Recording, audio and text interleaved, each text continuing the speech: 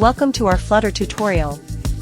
In this video, we're going to dive deep into one of the most versatile widgets in Flutter, the container. Understanding the container widget is key to creating beautifully designed and structured user interfaces in your Flutter apps. Let's explore. First, let's clarify what a container is. A container is a fundamental Flutter widget that allows you to create a box or a rectangular layout with various properties for styling and alignment. It's like a Swiss Army knife for UI design, enabling you to control the appearance and position of your elements. Let's start with the basics. Here's a simple example of a container in your Flutter code.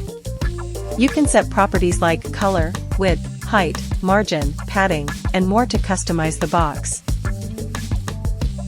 The container widget excels at positioning and alignment.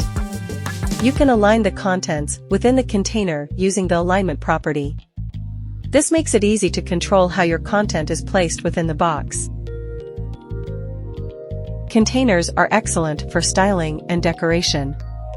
The decoration property lets you apply visual effects like borders, gradients, and shadows to your container. This is where you can get creative with your UI design.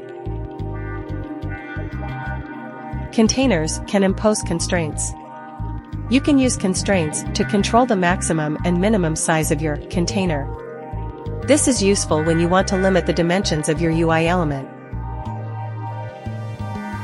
Containers can hold child widgets. You can nest other widgets inside a container, allowing you to create complex layouts. This gives you flexibility and control over your UI. In conclusion, the container widget is a versatile tool for designing your Flutter UI. It empowers you to create well-structured, visually appealing layouts with ease. With a solid understanding of containers, you're well prepared to craft beautiful user interfaces in your Flutter apps. Thanks for watching.